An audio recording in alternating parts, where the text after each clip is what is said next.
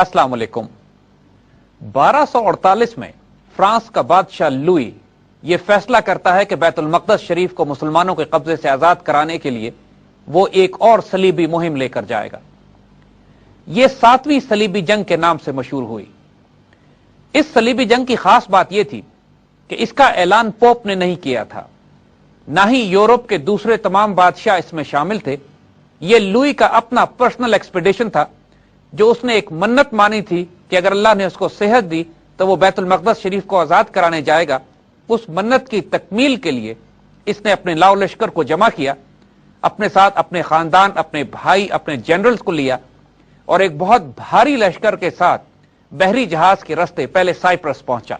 Cyprus में Louis की मुलाकात टेम्पलर और हॉस्पिटलर नाइट्स से होती है और नाइट्स भी अपने दस्ते इस ईसाई फौज के साथ भेजने पर रजामंदी इख्तियार करते हैं, मगर इनके पास बहरी जहाजों की कमी होती है। तो लुई सिर्फ अपनी एक चौथाई फौज के साथ मिस्र की तरफ सेल करता है और बाकी तमाम फौज पीछे दूसरे जहाजों में कुछ अरसे के बाद रवाना होने वाली होती है। इस दफा सलीबियों का प्लान यह था कि पहले मिस्र पर हमला किया जाए और मिस्र को कैप्चर करके लेवेंट के रास्ते बैतुल मक़दस शरीफ की तरफ शाम में पेशकदमी की जाए। इससे पहले इनकी तमाम मिलिट्री एक्सपीडिशंस, आपको याद होगा कि पहले कुस्तुनतुनिया में जमा होती थी और कुस्तुनतुनिया से एशिया माइनर के रास्ते ये शाम और फलस्तीन पर हमलावर होते थे। लेकिन अब की दफा इस तब्दीली के बाद, इस नई जंगी हिकमत अमली को सामने रखते हुए, इस सलीबी फौज का पहला हदफ डमीटा का किला था कि जो अलेक्जेंड्रिया, जो कि मिस्र में बहुत बड़ी समुद्री पोर्ट और मुसलमानों का शहर था, इसके मशरिक में आबाद था। जब ये नेवल आर्माडा डमीटा के साहिल के पास पहुंचा है और इसने एम्फीबियस लैंडिंग की है, तो मुसलमान हैरान रह गए। मुसलमानों की इनकी आमद की कोई इत्तला नहीं थी और फौज किले के अंदर मौजूद नहीं थी। तमाम किला शहरी आबादी पर मुश्तमिल था और किले के कमांडर ने एक टैक्टिकल विड्रॉल किया और तमाम शहरी आबादी को बहिफाजत निकालकर काहिरा की तरफ रवाना कर दिया और किले को खाली कर दिया गया। जब सलीबी फौज साहिल पर उतरी है और किले की तरफ बढ़ी है तो इसको खाली पाकर इस पर फौरन ही कब्जा कर लिया गया और सलीबियों के हौसले आसमान से बातें करने लगे कि इनकी आगाज इनकी तवक्को से बहुत ज्यादा बेहतर हो गया था। इस वक्त मिस्र और शाम पर सुल्तान सलाहुद्दीन अय्यूबी के बेटों की हुकूमत थी, लेकिन वो इस काबिल नहीं थे कि उस खतरे का मुकाबला कर सकते जो अब दोबारा एक नई सलीबी जंग की सूरत में सामने आ रहा था। जब सलीबियों ने मिस्र के साहिल पर लैंडिंग की तो इसी दौरान में मिस्र में अय्यूबी सुल्तान का इंतकाल भी हो जाता है। अब मुसलमानों के लिए यह दोहरी मुसीबत होती है। एक तरफ ताकत के लिए कशमकश शुरू हो जाती है और दूसरी तरफ सलीबी फौजें डमीटा का किला फतह करने के बाद काहिरा की तरफ पेशकदमी कर रही होती हैं। दरमियानी फासला तकरीबन 200 किलोमीटर का था, मगर डमीटा और काहिरा के दरमियान मंसूरा का किला भी आता था। मुसलमानों ने सलीबी एडवांस को रोकने के लिए मंसूरा के गिर्द अपने डिफेंसेस लगाए और मंसूरा और सलीबी फौज के दरमियान जो दरिया बहता था उसको हद फासिल बनाकर अपने मोर्चे कायम कर लिए। मुसलमान फौज का पड़ाव, जिसकी क़यादत फखरुद्दीन कर रहे थे, मंसूरा के किले के बाहर था। इसके बाद दरिया और दरिया के दूसरे किनारे पर सलीबी फौज। तवील अरसा यह मुहासरा कायम रहा, मगर एक दिन सलीबियों ने मुसलमानों को सरप्राइज कर दिया।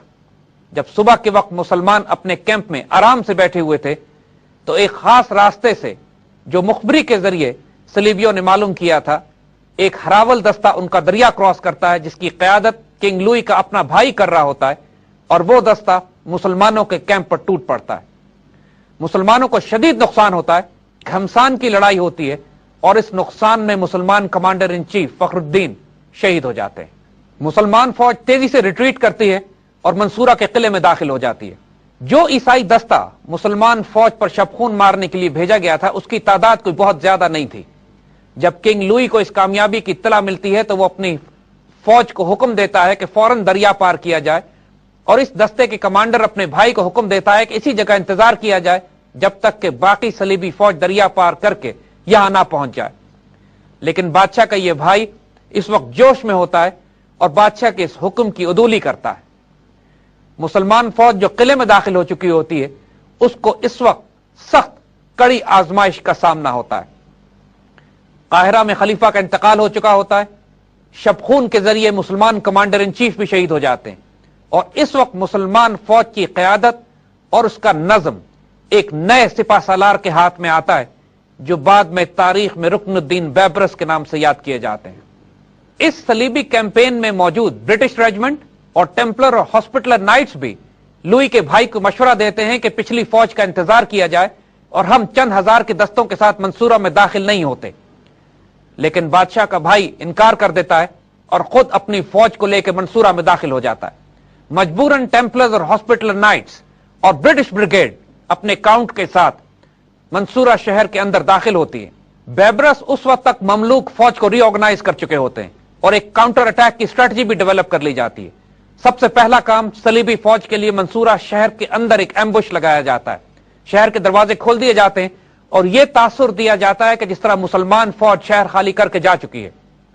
اپنے جوش میں یہ کئی ہزار فرینچ فورسز، ٹیمپلر اور ہاسپٹلر نائٹس اور برٹش بریگیڈ ایک ساتھ شہر میں داخل ہوتے ہیں اور شہر کی تنگ گلیوں میں ٹریپ ہو جاتے ہیں۔ منصورہ شہر کی تنگ گلیوں میں صلیبی فوج کو پھنسانے کے بعد بیبرس کاؤنٹر اٹیک کا حکم دیتے ہیں۔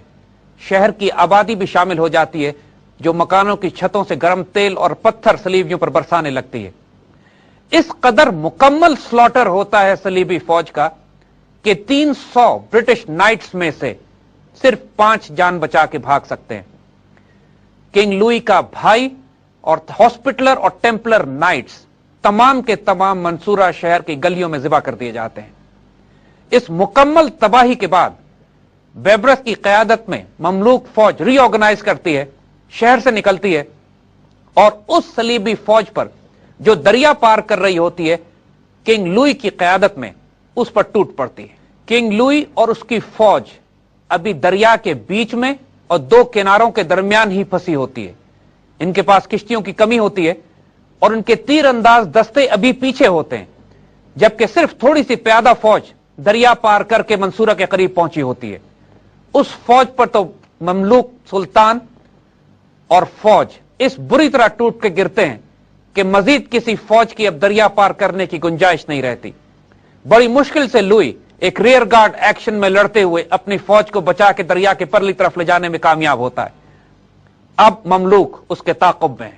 اب جنگ کا پاسا پلٹ چکا ہے، ملٹری ایڈوانٹیج مصری فوج کے پاس ہوتی ہے اور بیبرس ایک شاہین کی طرح تابڑ توڑ حملے اس فوج پر کرتے ہیں کہ جو ایک ریٹریٹ کرتے ہوئے ریئر گارڈ ایکشن لڑنے کی کوشش کر رہی ہوتی ہے۔ لوئی اپنے آپ کو بہت جرات اور دلیری کے ساتھ اپنی عیسائی فوج کے پیچھے رکھتا ہے اور بیبرس کے حملوں کو روکنے کی کوشش کرتا ہے، لیکن اس کی قسمت اس کا ساتھ نہیں دے رہی تھی۔ اس کی طبیعت بہت خراب ہو جاتی ہے، فوج میں ڈائسنٹری اور ڈائریا پھیل جاتا ہے اور اس شدید مزاحمت کے باوجود پوری قوم قحط اور فاقے کا شکار ہو جاتی ہے کہ اس کی سپلائی لائن جو اس کے ساتھ تھی اور دریا کے راستے اس تک آ رہی تھی، اس تک مسلمان قبضہ رسائی حاصل کر کر اس پر قبضہ کر لیتے ہیں۔ اب صلیبی فوج چاروں طرف سے گھیرے میں ہوتی ہے اور بادشاہ اس قدر بیمار ہو جاتا ہے کہ اس کے پاس مزید لڑنے یا پیش قدمی کی بھی طاقت نہیں ہوتی۔ چاروں طرف سے گھری جانے والی یہ صلیبی فوج اب مسلمانوں کی آخری یلغار کا انتظار کرتی ہے اور بادشاہ کو ایک مکان میں رکھ کر اس کے باڈی گارڈ دستے اس کے آخری دفاع کی تیاری کرتے ہیں۔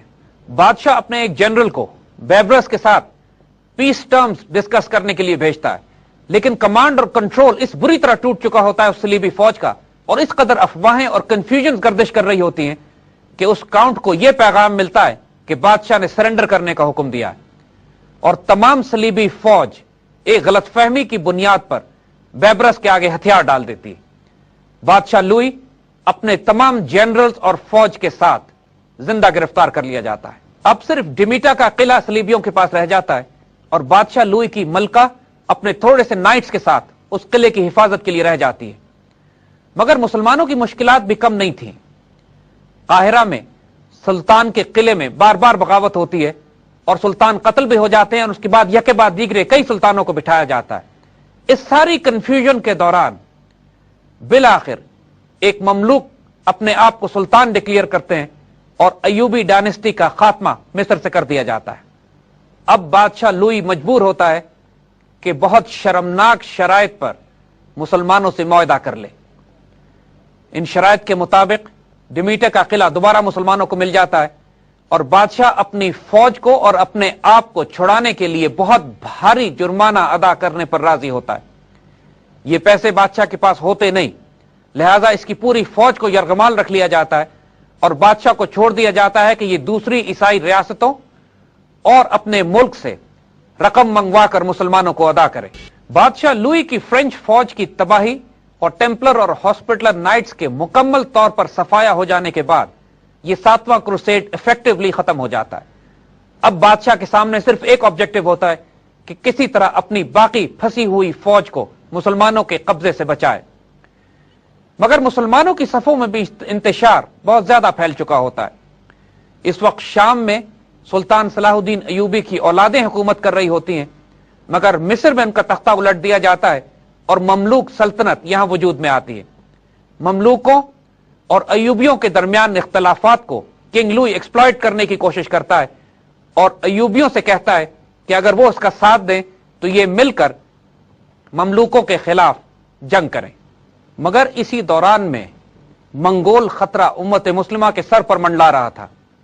इस बात को देखते हुए खलीफा बगदाद ने शाम और मिस्र की सल्तनतों के दरमियान दखल दिया और अयूबियों और ममलूकों के दरमियान सुलह करा दी।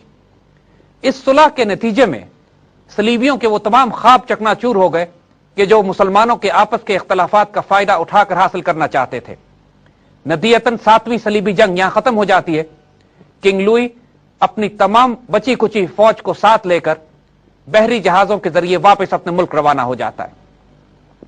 1270 में एक दफा फिर किंग लुई ने अपनी इस हजीमत और जिल्लत का बदला लेने के लिए एक और सलीबी जंग का आगाज किया, लेकिन अब की दफा वो मिस्र के करीब भी ना पहुंच सका और एक गलतफहमी की बुनियाद पर त्यूनिस जा पहुंचा, जहां उसका इंतकाल हो जाता है।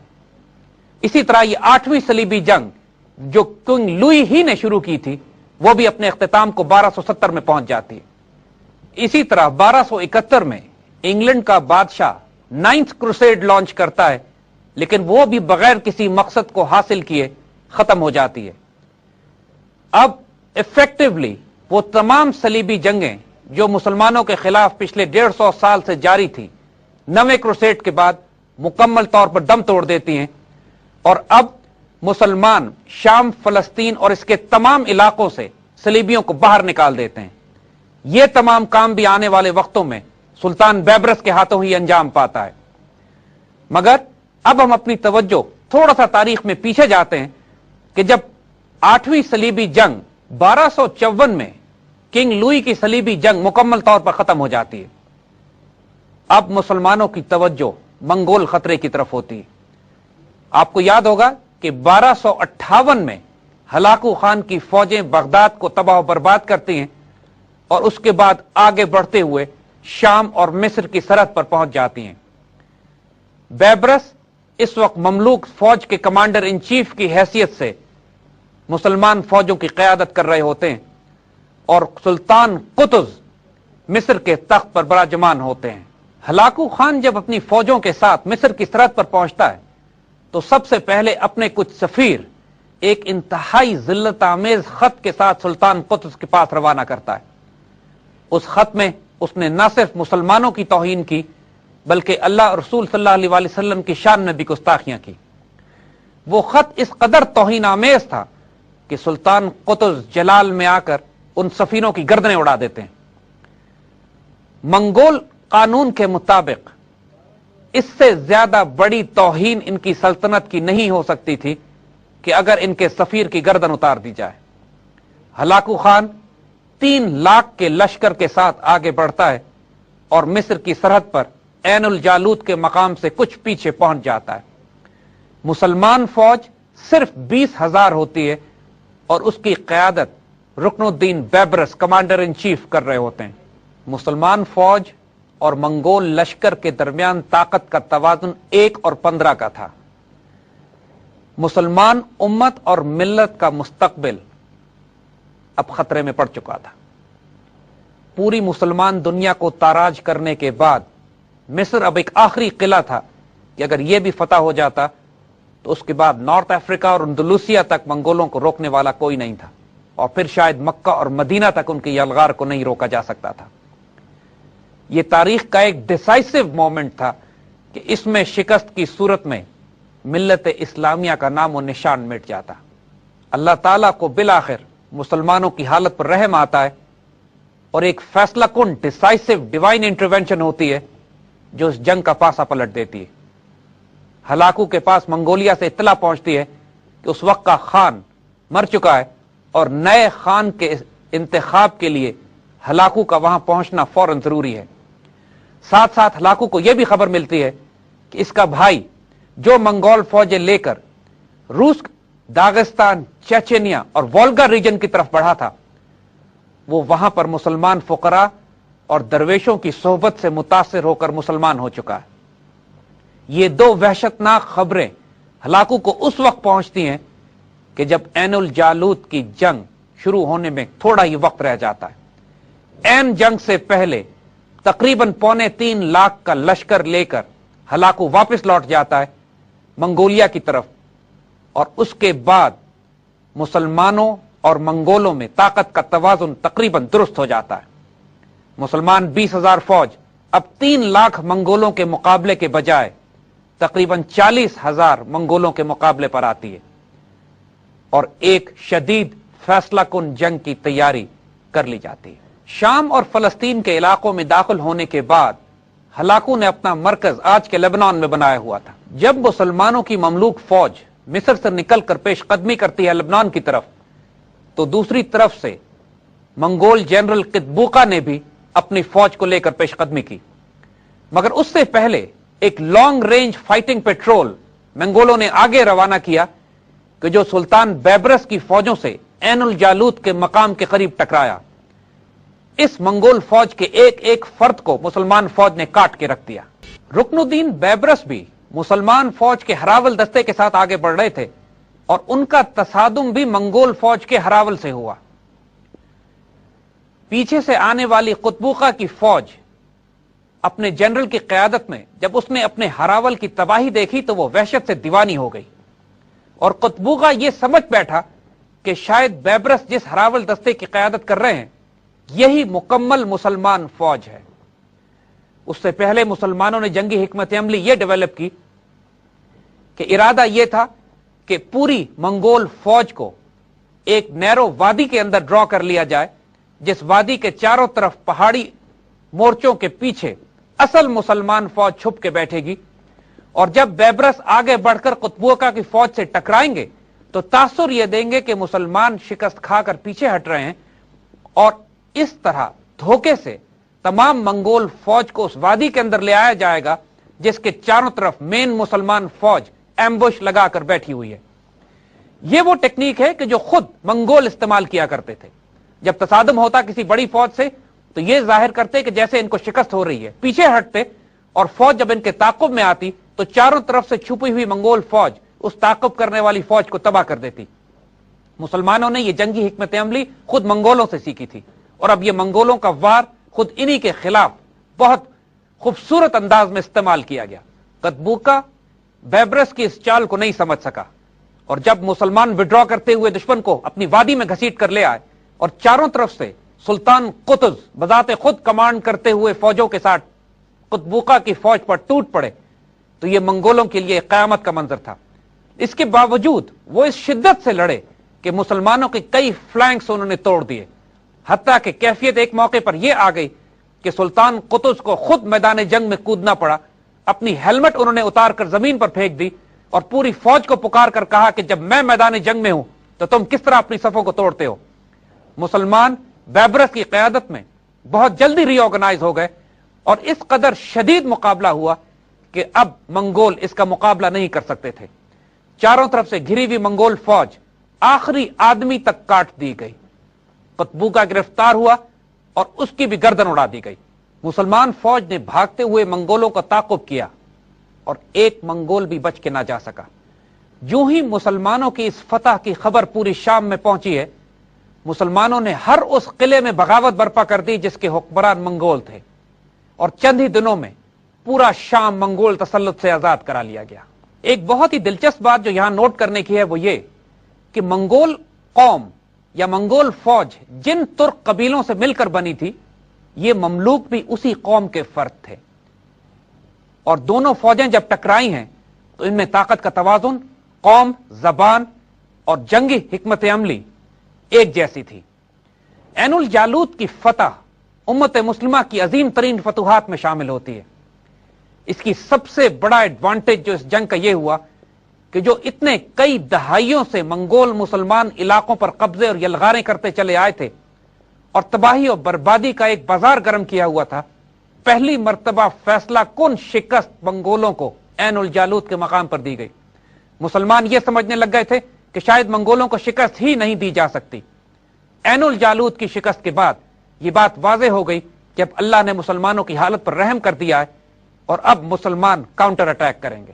عین الجالوت کی جنگ تاریخ میں اس لحاظ سے بھی بہت اہم ہے کہ اس میں مسلمانوں نے پہلی دفعہ ہینڈ گرنیڈ استعمال کیے، یعنی اس زمانے میں ایکسپلوسیوز کا استعمال سب سے پہلے مسلمانوں نے کیا، اور اس کا استعمال منگول گھوڑوں کو بتکانے اور خوفزدہ کرنے کے لیے شدید آواز کے دھماکوں کے ذریعے تھا۔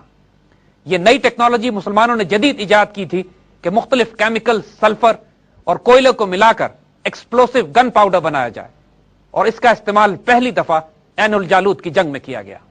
عین الجالوت کی فتح کے بعد سلطان بیبرس مملوک فوجوں کو لے کر شام فتح کرتے ہوئے اناطولیہ میں داخل ہو گئے، اور منگولوں کی اس فوج کو جو اناطولیہ میں قائم تھی اس کو بھی تباہ و برباد کیا۔ یہاں پر ایک غیر معمولی واقعہ اور بھی ہوتا ہے کہ صلیبی منگولوں کے ساتھ اتحاد کرنے کی کوشش کرتے ہیں مسلمانوں کے خلاف۔ فلسطین کے ساحل کے پاس کئی صلیبی قلعے ابھی بھی موجود تھے۔ سلطان بیبرس کا انتقال 1277 میں ہو جاتا ہے، لیکن اس سے پہلے وہ صلیبیوں اور منگولوں کی قوت کو اس شدت سے توڑ دیتے ہیں کہ آئندہ آنے والے چند سالوں میں مسلمان وہ تمام علاقے آزاد کرا لیتے ہیں جو صلیبیوں اور منگولوں کے قبضے میں تھے۔ مصر ایک شاندار تہذیب کے طور پر ابھرتا ہے اور اگلے 300 سال تک حکومت کرتے ہیں۔ امت مسلمہ کی آبرو بچا لی جاتی ہے۔ مسلمان ان تمام علاقوں کو دوبارہ آباد کرتے ہیں کہ جو تاتاری یلغار میں تباہ کر دیے جاتے ہیں۔ گو کہ تاتاری خطرہ اگلے تقریباً کئی دہائیوں تک مسلمانوں کو تنگ کرتا رہا، لیکن اب تاتاریوں میں بہت بڑی تعداد مسلمان ہو چکی تھی، اور آہستہ آہستہ یہی تاتاری تلواریں امت مسلمہ کی حفاظت کے لیے بے نیام ہونا شروع ہوئی، اور مملوکوں کے بعد جس سلطنت یہ انہی تاتاری قوموں کی اولادیں تھیں جو اناطولیہ میں آباد ہوئیں اور آئندہ آگے جا کر عثمانی خلافت کے نام سے مشہور ہوئیں۔ عین الجالوت کی فتح سے جو اللہ نے سلطان بیبرس کے ہاتھوں مسلمانوں کو عطا کی، ایک غیر معمولی تاریخی فینومینا ہمارے سامنے آتا ہے جس کو ہم سروائیول آف اسٹریٹجک سیولائزیشنز کہتے ہیں۔ دیکھیے، یہ بار بار ہمیں تاریخ میں نظر آتا ہے کہ جو اسٹریٹجک سیولائزیشنز دنیا میں قائم ہوتی ہیں ان کے درمیان طاقت کا توازن تو تبدیل ہوتا رہتا ہے، لیکن قدرت کسی ایک سیولائزیشن کو یہ اجازت نہیں دیتی کہ وہ دوسری تہذیب کو مکمل طور پر اناہیلیٹ کرتے، کیونکہ اس سے کائنات میں طاقت کا توازن تبدیل ہو جاتا ہے اور کائنات کا عدل ڈسٹرب ہوتا ہے۔